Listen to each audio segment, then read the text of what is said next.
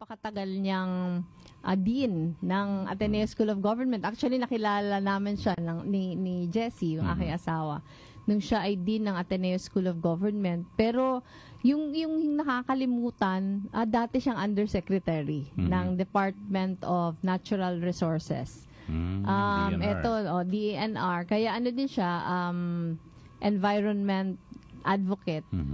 Tapos teacher siya sa napakaraming paaralan. Nagulat ako ka Ellie na dati hindi ko alam na taga Cagayan de Oro pala siya.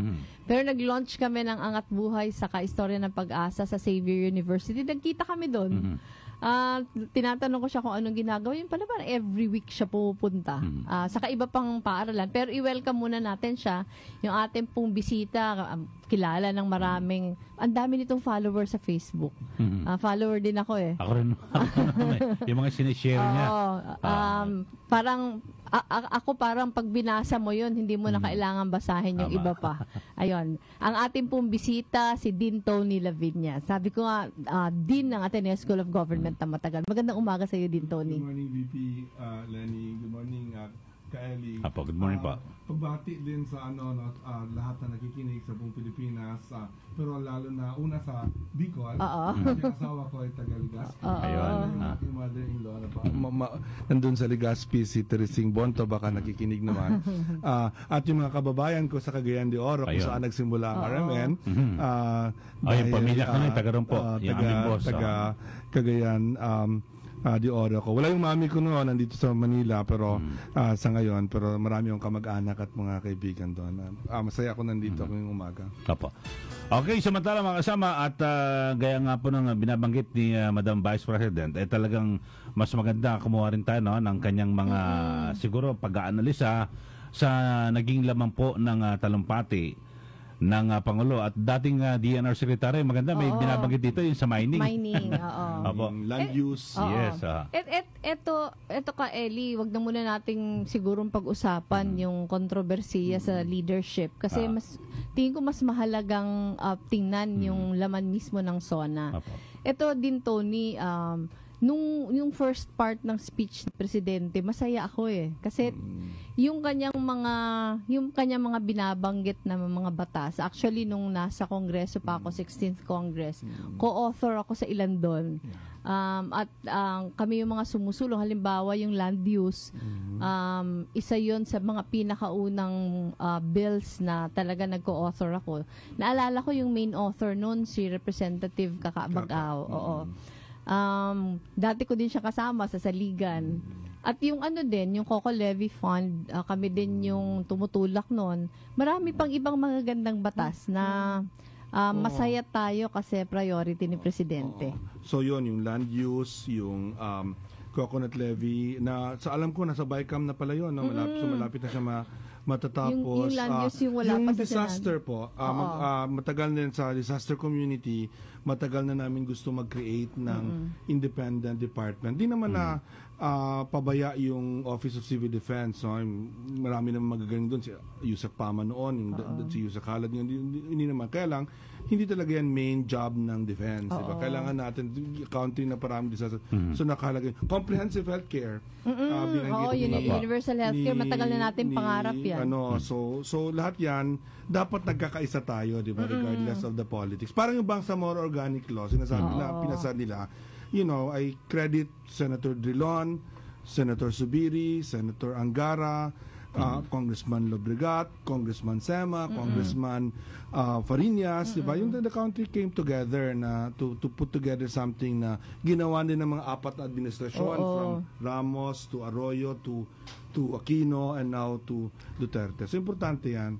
Although I have to say, may critique din ako ng konti sa speech, no? Yung one of the first parts, yung sa human rights talagang parang matigas pa rin yung ulo ni Pangulo doon. Sa akin, yan, very, very basic yan na, yung dichotomize niya ng human rights and human lives. False dichotomy yun, alam namin lahat ng mga human rights advocates yan. Kasi lahat itong magagandang mga ito, kung hindi mo naman igagalang yung pinaka-basic respect sa tao, di ba? Then, parang lalo sa mga mahirap, doesn't mean anything for them, di ba? Ito din, Tony, yun yung tingin ko sa lahat na sinabi niya, yung pinaka-controversial. Nung sinabi niya na parang nire-relegate yung human rights sa istorbo lang. Yeah. Parang sinasabi niya na ako kasi yung mahalaga sa akin yung human life. Parang ito din, Tony, 'di ba? Sa Eli, alam natin na yung right to life, pangunahing human right yun, 'di ba? Apo. At isa 'yon sa maraming gustong parang i-protect, at hindi pwedeng parang okay ka sa iba pero sa iba hindi. Exactly. Oo, kasi yung human rights, Eli, hindi lang yan right to life, yung right to education, Apo, yung right to proper healthcare, yung karapatan mong kumain ng 3 beses isang araw, lahat yun karapatan pantao. Pero ito din, Tony, sabi ko nga, tayong mga human rights advocate, siguro yun din yung challenge, no, na parang marami pa din tayong mga kababayan na iba yung pagtingin. Oo. Parang sabi ko nga, siguro yung challenge natin, paano ba natin mapapaabot na yung karapatang pantao, ito yung gustong sabihin. Hindi siya isang vague sa academic na concept, diba? Kasi, ito Eli, madalas natin itong naririnig, hindi lang sa Pangulo, pero sa iba pang mga leaders na parang yung mga human rights advocate. Hanggat hindi sila apektado, okay na sa kanila pinapatay. Hanggat kamag-anak nilang hindi naging biktima. Kaya sa akin, yun ang nakakalungkot dito, yung sa mga nangyari the last 2 years. Kahit na magbago yung Pangulo, magbago yung polisiya, kahit na sabihin na, okay yun, gagalangin natin, hindi ganun kadali. Hindi parang talaga lumabas na sa isang battle, di ba, yung botelya, isang genie na napakasama na apektado tayong lahat na we don't care about the human rights of others. Kung pamilya na natin, doon tayo nasasaktan. O kung kilala natin, doon tayo nasasaktan. Meron din siya din, Tony, na binanggit tungkol sa pagtaas ng presyo. Sa pagtaas ng presyo ng mga bilihin. Pero parang sumentro siya sa bigas. At sabi niya, parang isa sa pinakamalaking dahilan nito, yung mga rice cartels. At binalaan niya. Parang maganda yon. At sila in-endorse yung tarification bill, matagal na yan. Isang Gusto magandang panukalang diba? batas. Medyo nalungkot lang ako kasi actually meron namang moves within his government kay Cabinet Secretary Evasco to actually do that already. Pero every time na he has to make a choice, the President, palagi niyang hinihindian si CABSEC dun sa dapat gawin. So parang may contradiction ata doon na parang pinupush niya ngayon isang bill na actually gusto nang gawin ng kanyang napaka-central figure sa administration niya. Hindi ko masyadong naintindihan saan nang galing yun. Diba? Pero importante yan. Actually, if you deal with rice, ang laki ng diferensya kasi yan ang nasa sentro ng basket of goods natin. So napaka-halaga yan, di ba? Yung train, nabanggit niya rin, di ba? Yan medyo dangerous kasi alam natin, kahit na sa tingin ko, lahat ng epekto ng inflation yun, hindi naman galing sa train. Sa mata ng mga tao, kasi yung timing, di ba? Sa timing. So, tough sell nila yung train, lalo na sa Senado. Narinig na natin yan sa mga Senado. Lalo na kasi, sa tingin ko, tama si Senator Bam Aquino dyan dapat kasi inayos muna nila yung suporta sa mahirap. Kasi yun ang inuna. Yun dapat unahin mo. Kasi sa lahat naman ng ito, ang naapektuhan directly yung mahirap, di ba? Mga mahirap. Immediate yung effect na yun. At walang benefit sa kanila. Totoo. Yung tax reform. Hindi naman sila yung mga they don't pay taxes na direct taxes, income taxes. They don't pay that. So, walang na-reduce sa kanila, di ba? In the meantime, tumaas yung mga presyo and walang tulong binigay sa kanila. Actually din, Tony, Eli, kung naalala mo, right after na pirmahan yung train law, bisita natin dito yung USEC sa DOF. Si USEC Carl. Oo. Yung ito din, Tony, yung discussion, parang kung papakinggan mo, ano talaga, beneficial naman sense in the long run. Pero yung target yata ng DOF na first quarter of the year, lumabas na yung tulong sa mga mahihirap. Pero hanggang ngayon, halimbawa yung sa speech ni Presidente, ang sabi niya may 4 million nang nabigyan nung 2,400 a year. Pero ang target 10 million kasi sila yung 10 million yung pinakamaapektuhan ng pagtaas ng presyo ng bilihin. Pero yung 6 million, papunta na tayo. Third quarter na ngayon. Wala pa din. Exactly. So, parang gusto kong sabihin din, tumaas na yung mga presyo first quarter of the year, pero yung tulong sa pagtaas ng presyo, wala pa din. Yan ang, and in fairness, no, hindi lang yan ngayon totoo, ngayon sa other administrations totoo. Yan yung problema when you do a reform, tapos maglalagay ka ng safety net. Pero yung safety net, 1 year, 2 years, 3 years after, di ba? In the meantime, nagsasuffer na yung mga tao. So, dapat unahin mo muna yung safety net bago yung reform i-put into place. And hindi ko nakita yun masyado dun sa, parang nagta-tough sell sa President, I want train 2, 3, 4, and 5, di ba? Mukhang hindi obra yun. Parang nung sinabi niya yun din, Tony, ang hinihintay ko sana. Natingin ko yung ibang nanonood ganun din, na parang assurance na hahabulin natin in the soonest possible time yung mga tulong sa mga mahihirap. Sa train 1. Mukhang hindi yun na nabanggit. Tapos yung ito din, Tony, parang yung mga kausap namin na mga naka-receive na nung 2,400. 200 a month yun eh. Diba? 200 a month. Binigla.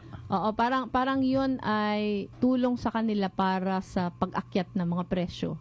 Pero yung reklamo nila, kulang na kulang daw. Kasi ang parati example nila yung bigas. Kasi yung bigas, yung sa isang interview, sinabi ko 40 pesos yung per kilo. May nakarinig na mga isang community. Tapos pagpunta ko, sabi nila, Ma'am, hindi 40. Ang binibili namin, ma'am, 45. So, tinanong ko sila, ba 45 ba yung pinakamura? Sabi nila, actually, may 42 naman. Pero yung binibili namin yung 45 kasi maputi, mabango, kahit walang ulam, pwede na. Oo. Pero yun ay napakataas na pagtaas, 'di ba, compared dun sa pinagmulan. Ang problema nito din, Tony, meron yatang study na sa mga mahihirap, halos 25% ng budget nila napupunta sa bigas. Yeah. Kaya nga lahat ng mga economists, yung dean ko sa Ateneo, si School of Government, si Dean Ron. Kaya sabi ni Dean Ron palagi na major policy shift dun sa rice, di ba, is your strongest anti-poverty. Kasi immediate yung effect diyan sa mga tao more than any other thing that you can actually do. Kasi yung pangunahing pagkain ng mga Pilipino, at kahit na anong ulam, basta masarap ang kanin. Kahit nga walang ulam. Kahit patis at toyo lang, okay na. And hindi, kailangan ng batas just to change the tarification, pero marami ka ng reforms na pwedeng gawin mismo si Pangulo kung gusto niya ma-relieve yung mga tao dito sa inflation. I mean, pwede na niyang gawin ngayon. Ito din, Tony, alam natin na isa sa mga pinakapangunahing dahilan kung bakit sobrang tumaas yung presyo ng bigas. Dahil halos naubos yung buffer stock sa, 'di ba, sa NFA. Kasi yung ginagawa dati, parang by law yata dapat at least may buffer stock na good for 15 days.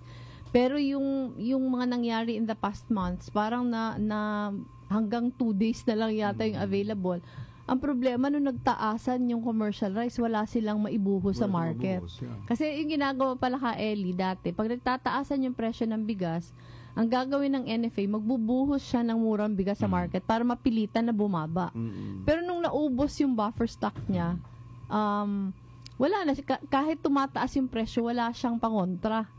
Pero ito din, Tony, palagay ba natin bakit naubos yung buffer stock? Well, kasi di ba, yung hindi settled sa within the government for yung bang paraan ng pag-replenish ng buffer stock, yung government to government or yung private government to private na approach. Kasi yung government to private, pag mga bidding, mga ganyan, mas mabilis, mas mabilis at mas mura compared to government, diba? And there was a big fight within the administration over that. As I said, si Cabsec Vasco, with all the economic managers, mas gusto nila yung sa private para mabilis, mas mura. Pero yung current administration ng NFA, mas gusto nila yung dati, diba? Hindi ko naman ako alam about corruption or anything with NFA, pero yung system na gano'n na it's really, di ba, kasi government to government lang, pwede talaga, mas madali yung corruption dun pumapasok, di ba? So, and mas mahal nga, turns out, mas less reliable. Unfortunately, si Pangulo, in that fight, eventually decided to side with yung traditional way of doing things, di ba? So, tingnan mo, ano nangyari? We have the parang parang yung away sa loob nakabagal ng pagdesisyon. Tapos ito parati natin tong naririnig. Ito narinig ko din na parang ang gustong policy ng administrasyon yung rice self-sufficiency. Pero pag yung mga economists natin yung nag-analisa, parang sinasabi nila na hindi talaga kaya. Pag pinilit natin, lalong tataas yung presyo ng bigas. Mas mabuti nag-i-import talaga. Tanggapin natin talaga na dapat umalis yung train sa station dyan. Matagal nang umalis. So not that syempre kailangan ka pa rin ng domestic produced rice and you have to protect that, di ba, for in eventualities. Pero hindi yung on a daily sustainable basis. Hindi talaga pwede yun. Tapos ito din, Tony, di ba yung tarification para po sa mga, para ka Ellie, sa mga nakikinig sa atin, ay yung pag-import, parang ang pinaka proposal may 35% na tariff yung bigas sa pagpasok. Tapos yung parang income ng gobyerno makukuha doon, sa mga magsasaka din ito tulong para kahit pa paano makahabol sila. Kasi talaga, medyo napapag-iwanan yung ating mga magsasaka. At yung nakakalungkot dito, ka Ellie, ito proyekto din namin sa Angat Buhay. Pag pumupunta ka sa communities, halos sila yung pinakamahihirap sila sa mga mangingisda. Yung ironic dito kasi sila din yung nagpo-provide ng pagkain natin. Kaya nakakalungkot talaga. Sa ibang bansa man pag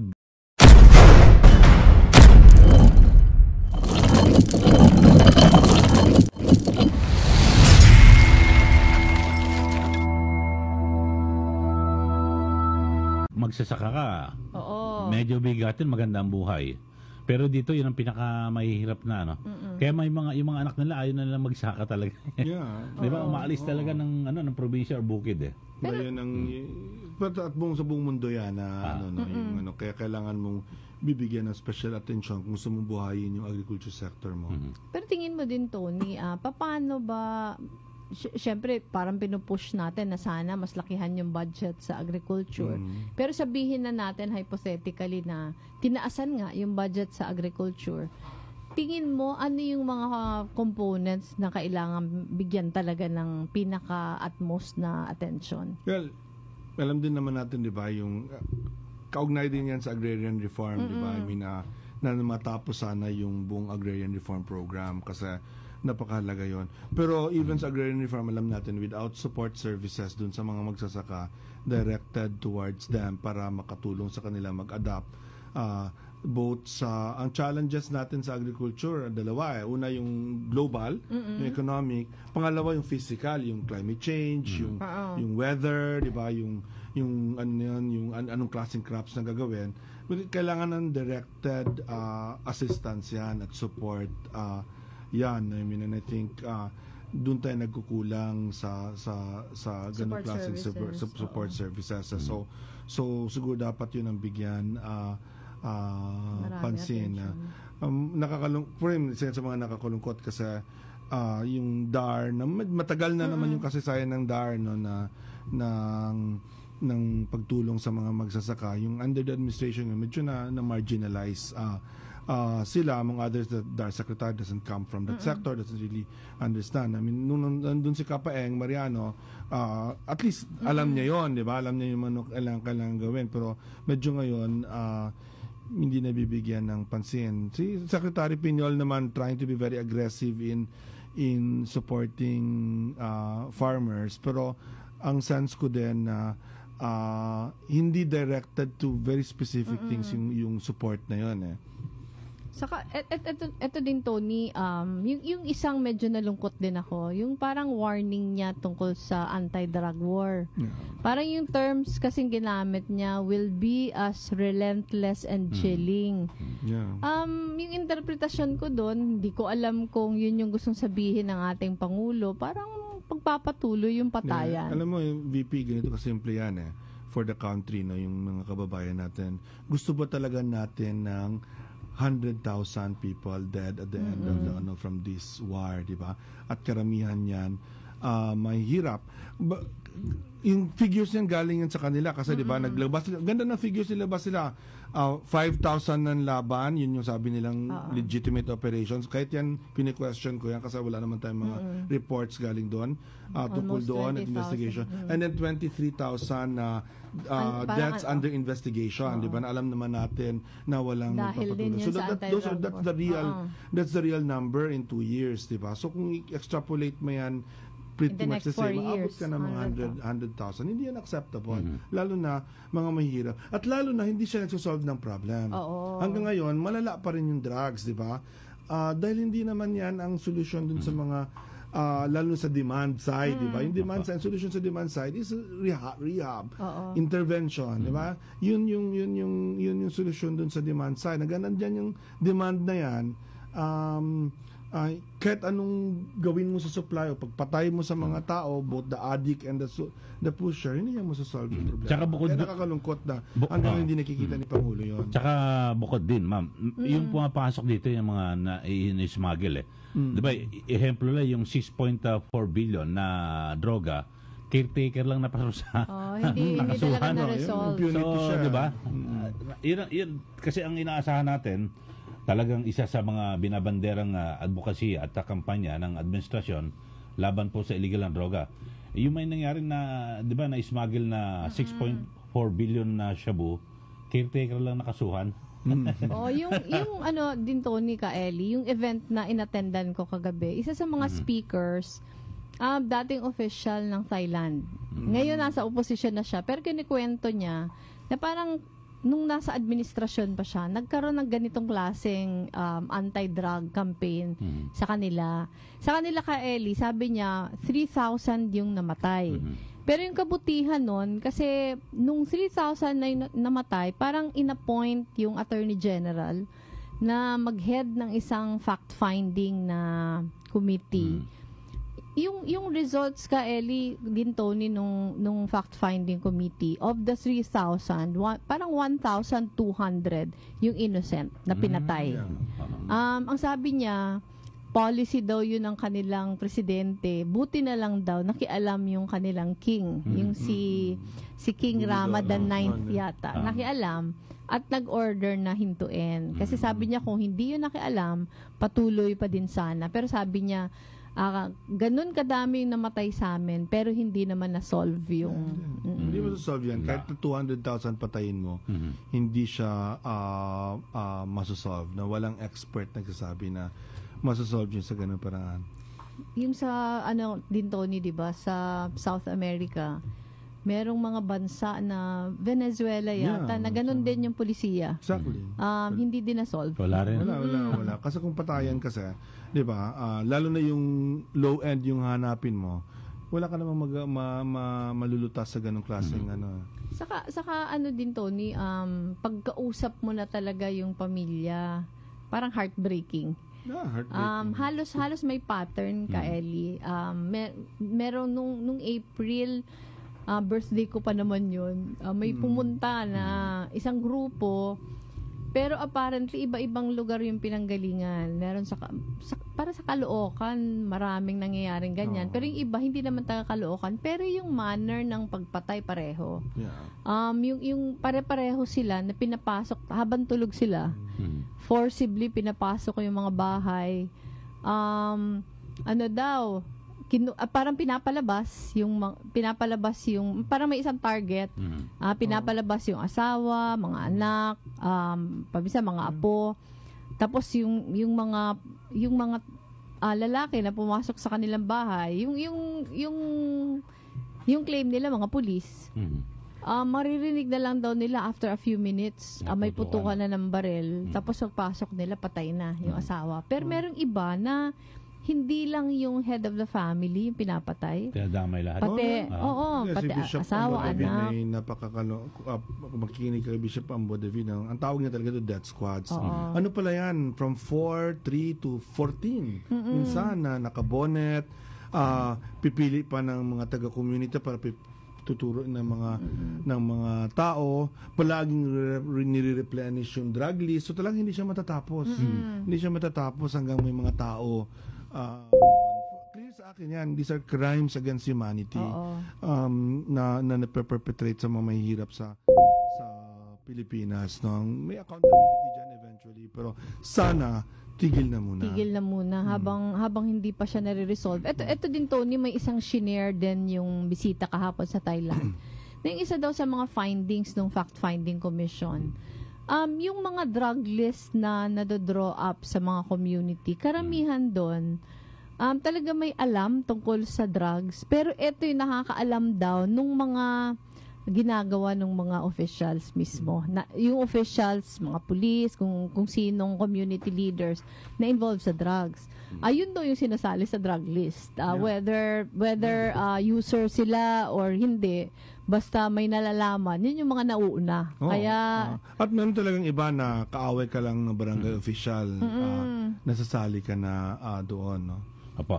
Pero ang masaklap po rito talagang kapag tumututol ka naman sa mga ganyang issue, sabihin ako, kampi ka sa mga drug lord. Dilawan ka. Dilawan. Hindi na ako apektado dyan kasi, di ba, the important thing is yung katotohanan at parang yung tulad ng sinabi ko, VP said the other night, di ba, parang you just have to, di ba, say what the truth is, kasi kung magpapatakot ka dahil sa intimidate ka ng iba, walang mangyayari sa bayan natin. So I think we just have to do that. At napansin ko naman na lalo na kasi nagsasalita ako all over the country, no, itong pagbigyan ng national situation, basta yung objective, yung set of facts doon, and then solution, importante solutions oriented. And ano ba talaga? So sa war against drugs kasi, importante, we have to recognize na may failure tayo sa society dun sa drugs problem. Pero anong dapat gawin? At anong dapat gawin? Mali yung ginagawa ng gobyerno, pero kailangan may alternative tayo. Kailangan yung simbahan may alternative, kailangan yung civil society may alternative. Yung local governments, napakahalaga in this to, sa karanasan ko, where the mayor says no, walang patayan, doon sa mga bayan na controlled by mayors, unfortunately, and this is in fairness lang sa Metro Manila, no, Quezon City, Manila, Caloocan, even the mayors say no there, wala silang control kasi it's such millions, di ba, millions. Pati naman yung Pateros, sa Pateros, early on sa war against drugs, maraming namatay. But it stopped. Because the mayor said no, hindi na pwede. Saka naalala ko, parang dyan yata sa Pateros, yung si mayor naglagay na maraming mga billboards, saka mga tarpaulin na kinokondem. Actually, mga mothers, pinadeploy niya sa gabi para more important, sinabi niya sa police, hindi natin ito tolerate yung mga vigilantes na So tumigil siya. But now, the funny thing is, siya pa rin yung pinakamataas na ratio. Kasi yung 6 months na yun, ang liit kasi siya, madaming But itong mga bigger cities, I think we have to find another strategy to stop it. Kasi kailangan nating gawin. So, dapat solutions-oriented dito sa mga bagay na ito. After you can criticize, which is fair enough, kung kailangan solutions-oriented. Pero tama ho ba yung talagang dati binabagit na save the user, jail the pusher? Parang gano'n. Tama naman yun. Kung someone breaks the law, di ba? You have to do that. For part din yan sa problema. Because the definition of the law of what is a pusher is actually a bad definition. So lahat yan dinadala sa korte. If I know many of my students are now judges, no, I mean all over the Philippines. Many of them are drug court or contemporaries kung iba, drug court judges. Talagang overwhelmed sila. Totoo. Kasi kahit na maliliit na mga possession, nadadala sa kanila, di ba? Ang nangyayari dyan, escape and accountability. So mismo nakikita mo sa korte mo, the deals are being made between the fiscal, the police, and the accused, di ba? Kasi sa dami lang. Kung sa halimbawa, kung 2,000 yung kaso mo, 33,000 yung kaso mo, gusto mo disposition. Hindi talaga yan madi-dispose of kung di ba? So nakikita mo the deals are being full made. Hearing. Kung mga 10 lang ang kaso mo, di ba? Then you can give the full, di ba? So people are able to escape accountability dahil dyan. Saka sa jail mismo din, Tony, naalala ko nagbisita ako dito sa Camp Karingal na Women's Correctional. Sobrang dami talaga ng ng inmates. Pati hagdan ka, Ellie, yung bawat baitang may natutulog. Meron tayong nakikita ng mga jail na nagta-take turn sila kung sinong hihiga. Tama. Yung iba nakatayo kasi talagang kulang yung lugar. Lalo pa ngayon. Lalo pa ngayon na sobrang grabe yung pag-round up sa drugs. Ito din, Tony, di ba, yung mga experts parating sinasabi, dapat yung treatment sa user pasyente. Na dapat Biktima. parang health problem dapat tingnan para yung solusyon mo mas curative, mas papunta sa paggaling ng pasyente. Marami tayong example sa mga successful na mga tao na dumaan din sa ganyan na phase. Tama. Na kung pinatay sila, wala sana sila ngayon. Exactly. Ito din, Tony, iwanan natin yung drugs. Ang isa pang pinag-uusapan yung policy natin sa China. Una, yung merong impression na very tolerant tayo. Pag narinig natin si Presidente, parata niya sinasabing independent foreign policy. Tingin natin okay naman yung independent foreign policy. Pero sa yung palagay, sapat ba yung ginagawa ng administrasyon ngayon sa pag-deal sa China, considering na maraming accusations na yung kanilang pagsakop sa mga islang dapat sa atin? Hindi. First muna sa SONA, kasi pinag-usapan ng SONA. Actually, the strongest statement yun ever ng Pangulo, di ba? Na sabi niya, we have to get a good relation with China, but we will not, we will defend our territory, we will not be unfaithful to that. So, that's welcome. I think we should welcome and praise the President for that very clear policy statement. No, malinaw naman yung polisiya doon. Kaya lang, syempre yung polisiya kailangan may galaw, di ba? May kilos ka. And yung kilos, unfortunately, ng administration na ito ay pabaya dun sa pag-defend ng ating territory. Sinasabi nila, tahimik lang daw, pero di ba, wala talaga tayong nakikita. So, hindi ko alam kung meron talagang ginagawa. Kina-challenge natin, pakisabi naman sa amin kung ano talagang ginagawa nyo. May sinudat pa kayo, naka-record pa kanyo. Sayang, kasi nang nanalo tayo sa The Hague, nagbigay ng leverage sa atin yan. Sana nakinig nilang yung administrasyon. Actually, binlief naman sila ni Justice Carpio at binlief sila ni Justice Ardelesa, alam ko yon. Binlief sila ni Attorney Hilbay right after the win. Marami tayong pwedeng gawin sana. And wala namang question sa gera dito. Of course, hindi tayo makikipag-gera sa China. At sa totoo lang, hindi makikipag-gera yung China sa atin. Actually, marami at stake para sa kanila. For them, yeah. Yung importante sa China, kahit paano yung impression na nagpa-follow sila ng rule of law. So yung gera mismo, out of the question yan, sa kanila yung halimbawa invasion, ganyan. Yung gera na to take over sila ng island, gagawin nila yan. Kasi, di ba, sheer force lang yung paggamit na yan. So, kailangan tayo mag-isip ng, syempre, wala naman tayong force. Dapat, walang pantapat. Dapat inano natin yung Navy natin, di ba? So, supportahan natin yung Navy to really modernize. Pero dahil wala tayo doon, kailangan diplomatic yung ating approach, di ba? Nasayang kasi, yung Aquino administration, talagang na-line up na nila yung diplomatic initiative doon. Almost the whole world, di ba? 90% of the world was with us on China. Yung talagang mga diehard lang na mga allies ng China were not with us on this. Tapos ito din, Tony, siguro yung examples din ng Vietnam saka Indonesia. Na pag may attempt na sakupin sila, talagang umaalma. Halimbawa, yung Vietnam, napaka-strong ng statements. Bawat galaw ng China na pagtingin nila na pag-threaten sa sovereignty, yung kanilang mensahe talagang klaro. At yung Indonesia, Eli, hanggang sa pagpapasabog ng mga parang mga barko ng mga Chinese fishermen na sumasakop sa territory nila, ginagawa nila, pero wala namang gera nangyayari. Yung hinihintay sana natin din, Tony, 'di ba, na sana yung lahat na galaw na nasa-threaten tayo, at least man lang may diplomatic protest. Exactly, para ma-preserve mo for the future. On one point, tama si President Duterte. Hindi talaga ito mariresolve ngayon. In fact, sa tingin ko, another 30, 40, 50 years, technology ang kailangan dito. Kung magkakaroon tayo ng technology to exploit those resources na, di ba, na we don't violate territorial, but that's not yet here now. Pero, marami tayong pwedeng gawin ngayon to preserve that na hindi ginagawa ng gobyerno. So as a lawyer, medyo takot-takot dyan na babalik ito lahat sa atin in 5 years time, medium term, babalik sa atin. You already gave up. Give up nyo na yan. Wala na kayong claim dyan, di ba? Syempre, we have to be robust about that. I mean, even now, I think people are planning ways, iniisip ng mga tao paano i-counter yung ganung klaseng argument, di ba?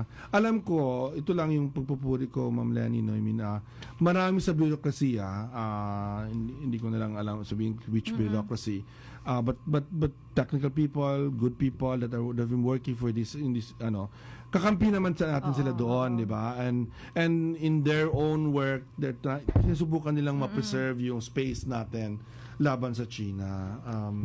Ito din, Tony, may nababanggit sila na ang isa sa pinaka-crucial sana sa atin ngayon, yung reed bank.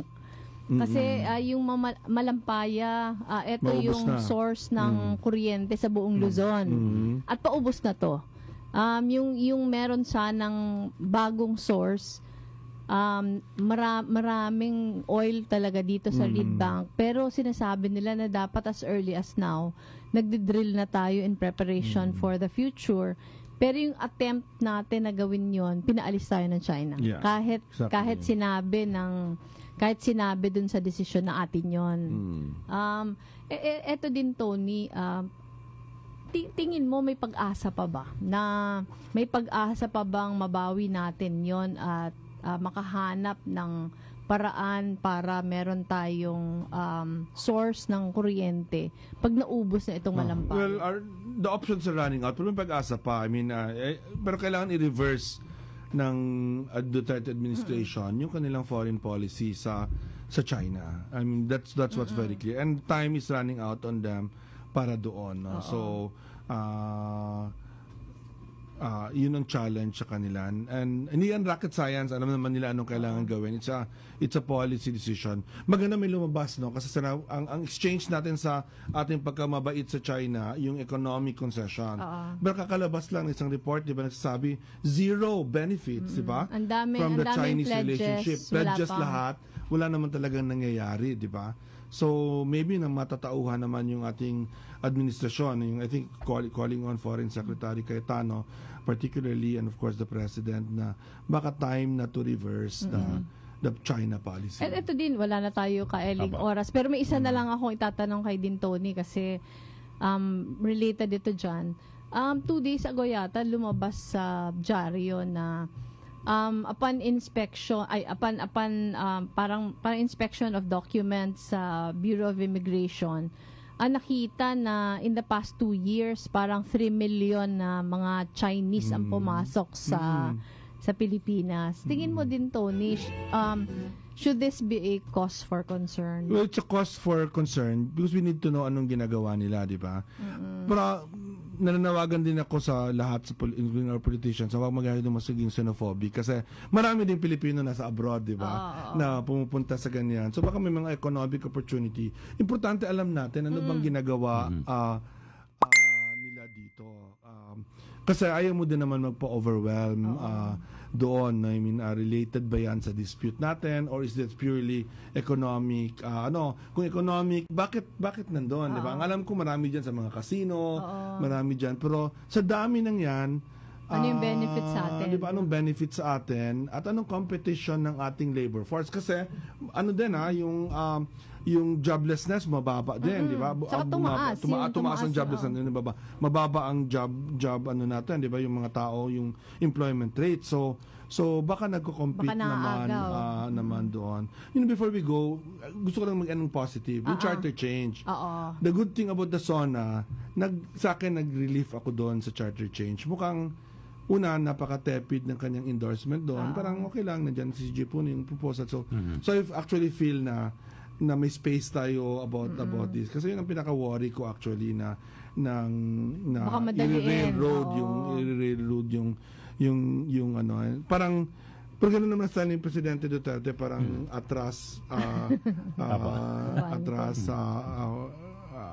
abante, di ba?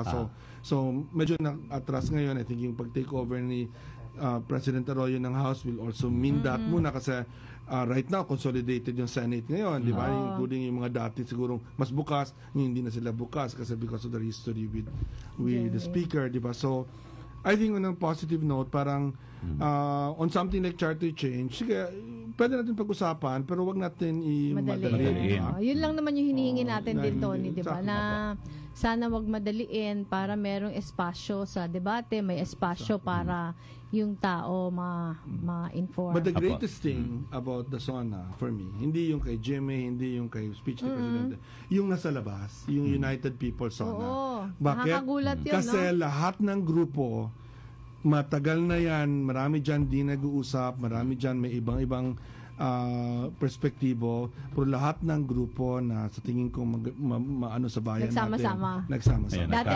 Dati ayaw nila magkakasama. Magkakatuluyan sana yan in the months to come. Kasi marami pa tayong kailangan harapin. Okay, maikli lang din para sa akin naman tanong ko, yung Abu Sayyaf, pwede bang bigyan ng ano yan?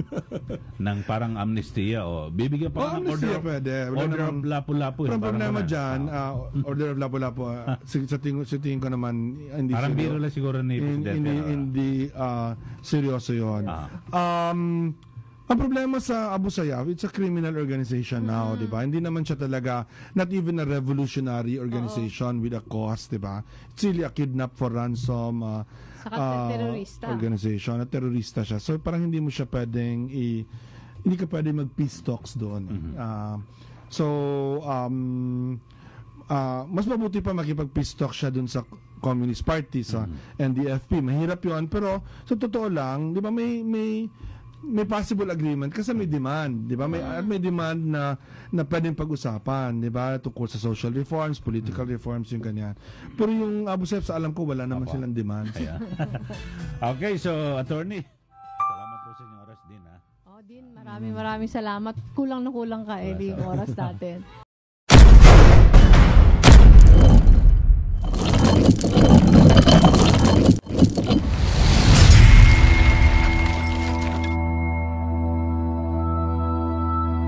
Lalong-lalo na itong guest natin ngayon, ka Ellie, kasi yung film na ginawa niya, nanalo.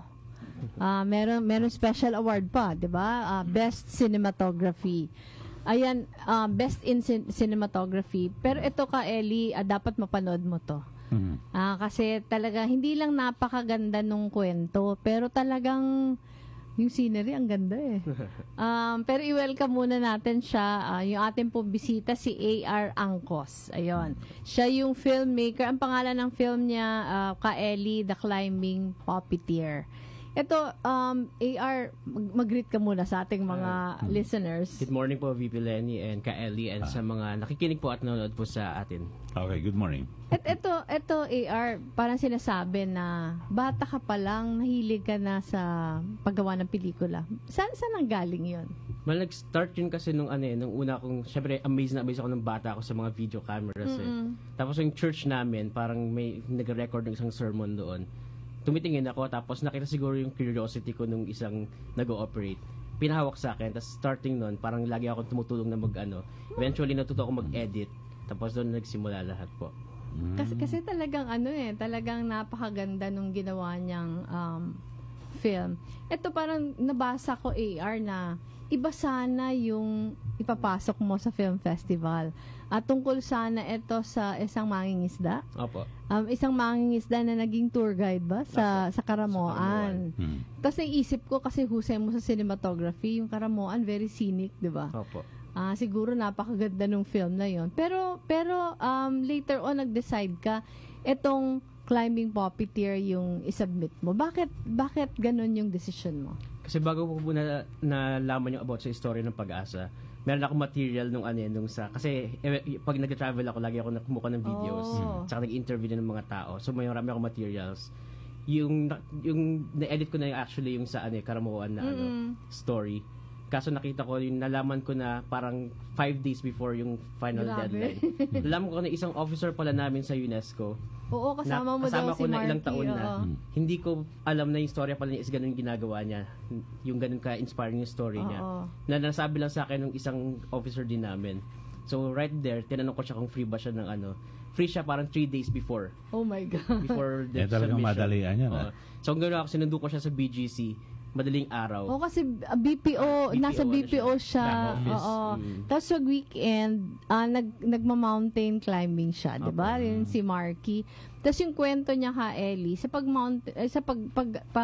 pag-hike niya, may nakaka-come across siya ng mga mahihirap na mga communities. Tapos itong mga mahihirap na communities, parang gusto niyang tumulong. At yung isa sa mga, yung parang isa pero naging sentro na ng kanyang tulong ay nagtuturo siya, lalo sa mga bata. Pero kaya siya climbing puppeteer kasi naisip niya na dapat medyo may gimmick yung pagkwento niya sa mga bata, pagturo. Bumili siya ng isang puppet.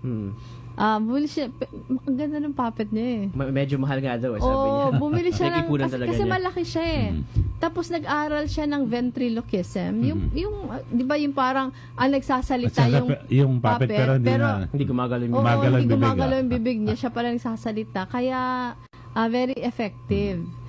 Ito yung AR. Saan niyo yung shoot? Sa Dumagat tribe sa Rizal, Tanay. Sa Tanay. Tanay. Kasi ang ganda, sobrang ganda nung scenery, lalo na yung nakatingin, yung parang hindi ko alam kung yung ending yata yon. Nasa peak nasa peak siya. Tapos overlooking yun sa community Sobrang ganda. Saka yung ako gusto ko yung parang naglalakad siya na mataas yung yung mga grass. Tapos drone shot. Papunta siya dun sa mga communities. Tapos ito talagang napaka-inspiring yung ginagawa ni Marky. Ito ba hanggang ngayon ginagawa niya yun? Opo. Actually, very consistent siya. Every weekend talaga kung saan siya Without pupunta. fail. Opo. Parang sabi ko nga, hindi ka ba napapagod? Sabi niya yun daw yung pang-relax niya Hindi ka pa niya naaaya? Inaaya na ako. Tapos, may plano kami bumalik doon sa Dumagat din ulit. Para tingnan namin, isukatin na po yung parang pinaplanong library doon. Gagawin. Wow. Opo. Nagpaplano siya ng library doon? Yun po yung gusto namin ibigay talaga doon sa community. Or baka pwede tayo mag-partner dyan. Kasi, kailangan po namin ng partners. Oo, sa Angat Buhay kasi talaga nagbibigay tayo ng mga libraries. Kaya, pwede siguro tayo mag-partner. Saka yung Tanay, area namin yan. Actually, nagkaroon kami ng Metro Laylayan doon. Alam mo ka, Ellie, ito kasi si AR. Napaka-busy nitong tao. Siya? CEO ng isang kumpanya. Startup company pala. Startup company. Pero youth leader. Kaya nagulat ako, AR, nung sinabing filmmaker ka din. Kasi iniisip ko, saan mo nga ba kinukuha yung oras mo? Gusto ko sabihin. Hobby ko kasi yun Pero paano mo na-divide yung oras mo? Na para meron ka oras sa lahat at mahusay ka sa lahat. Siguro time management din. At saka, alisin yung mga hindi naman importante sa buhay. Siguro mahalaga yung kwentong yun. Tapos yung company mo, Splice Business Solutions. AO Creative Innovations. AO Creative. Yung Splice po, yun po yung company na Doc. Doon po ako galing. Doon ako natuto talaga kala Doc. Tapos, from Splice, naggumawa ka ng sarili mo. Opo. Ito na yung AO, Creative Innovations. Ba't pareho ba yung ginagawa niya? Hindi naman po. Yung Splice kasi mga malalaki ng clients nun Tapos yung mga maliliit na clients, ako naman yung indicator sa kanila. Pero basically, ano yung ginagawa mo for them? Branding and marketing po kasi very important po kasi yung branding at saka yung telling the story of a product or a company para mas mali sila ng mga customer sila. Parang story ng Pag-asa din po Oo. Para mas makita, mas ma-inspire yung mga tao, we need to tell their stories in a very unique way. Idol ito, ka-Ellie, si AO, kasi parang here, there, and everywhere. Pero yung iba ganyan, pero hindi nagiging parang spreading himself too thinly. Pero ito hindi siya, president siya ng Millennials PH, diba? Hindi po, spokesperson ng Millennials PH.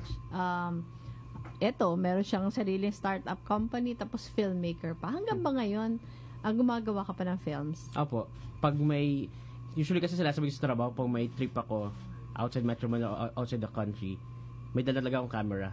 Kaya doon ko rin nakukuha yung mga story. Kasi minsan, hindi mo papaplano eh. Bila na may lalabas na ano, ay, ang ganda pa ng story nito, kunin ko nga. So, yung favorite mong parang subject ng mga films mo, ito yung mga interesting na mga kwento na nakikita mo. Nasanay kasi ako doon kasi nag-work ako with Doc sa Yellow Boat Foundation. So, nakita ko yung mga communities, ang dami talagang interesting na kwento ng mga tao na napakagandang i-share sa buong Pilipinas. Yung ito kasi ka Ellie, yung sa Yellow Boat of Hope Foundation, partner din namin sa Angat Buhay. Ang ginagawa nila, nagbibigay sila ng mga boats sa mga communities na yung mga estudyante kailangan pang lumangoy para makapasok sa paaralan. Yung mga coastal communities, ang ginagawa niya, yung boats, ginagawa niya parang school bus. Pero ito, school boats. Sinusundo yung mga estudyante sa mga communities. So ito, yung Karamoan, pumunta ka doon because of that? Kasi iba naman po yun. Iba naman yun. Purely for vacation. Nagkataon na yung tour guide ko, siya pala yung tour guide na sikat sa Facebook. Yung, parang si Kuya Ramil. Okay. Tapos sakto, may dala din akong camera. In-interview ko na siya doon. Kasi may project ngayon yung Yellow Boat of Hope sa yung sa sa Karamoan. Parang yung partner nila, isa din na istorya ng pag-asa, champ natin sa Naga, si Sir Windel. Si Sir Windel. Nag-meet din kami nasa story ng pag-asa siya. Nakilala ko actually si Sir Windel dahil din kay Doc. At na-feature namin siya sa istorya ng pag-asa. Pero ito AR, wala Ellen, bilis ng oras. Wala na oras. Pero ito, sana, yung dream kasi namin dun sa Istorya ng Pag-asa Film Festival, gawin na siyang yearly na thing. Sana yung taon-taon, yung magaganda mong pelikula ay isubmit mo.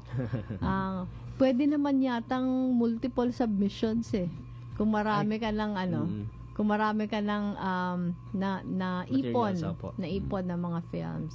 Ano yung pwede mong i-advise doon sa mga budding na mga filmmakers?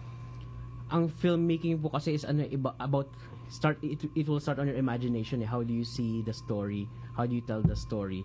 And kadalasan po ang naging problema kasi especially sa mga kabataan, sobrang dami natin gustong gawin. Puro expectations lang tayo. Walang action. Very important kasi yung conversion kung ano nasa utak mo, idea mo into reality. So yung lagi sinasabi, make sure na your expectations is equal to your reality. So very important sa mga kabataan po na to work hard. At the same time, use their passion kasi kailangan mo talaga ng fuel. Kasi mahirap mag-convert ng expectations into reality. Kasi gaya na sa Istorya ng Pag-asa, kailangan mong i-present yung buong kwento in 5 minutes. Yes. 'Di ba? So, iniisip ko napakahirap sa filmmaker. Paano mo mako-compress yung buong kwento sa isang 5-minute na film?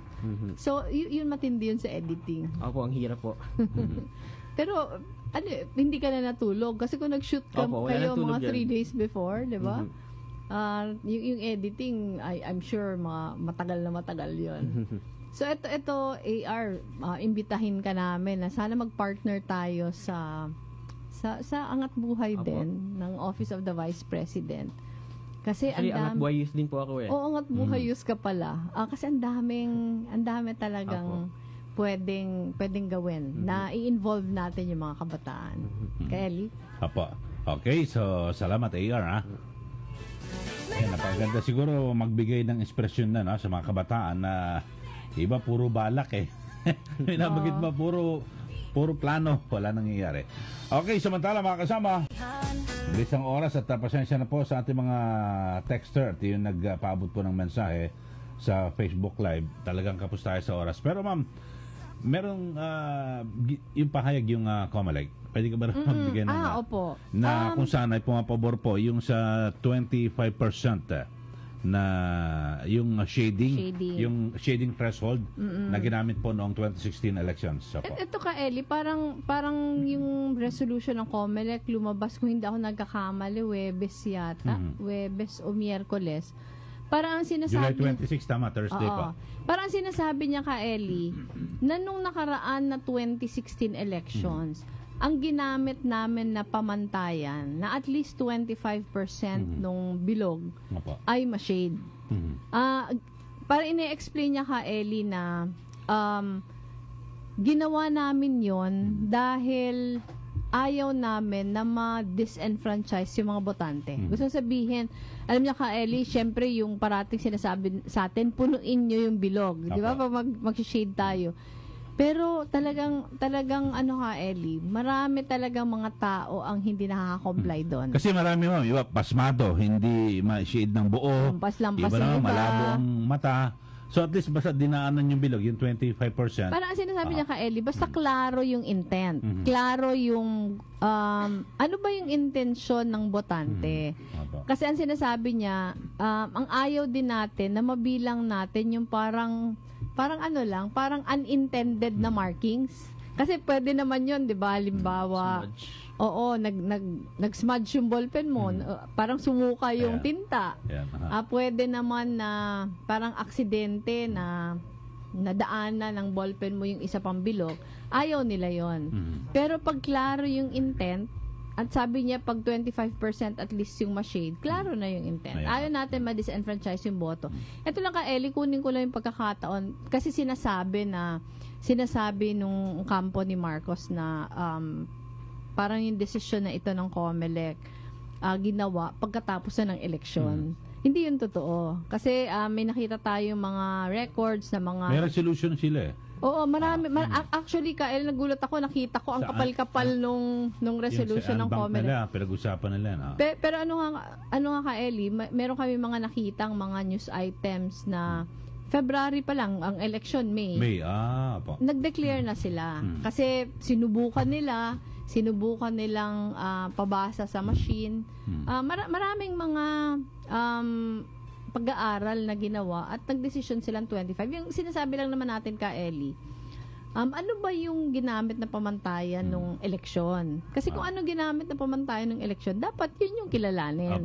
Kasi hindi naman pwede na parang magbago yung rules in the middle of the game. So, COMELEC na sila yung run ng election. COMELEC na yung nagsabi, ang ginamit namin 25%.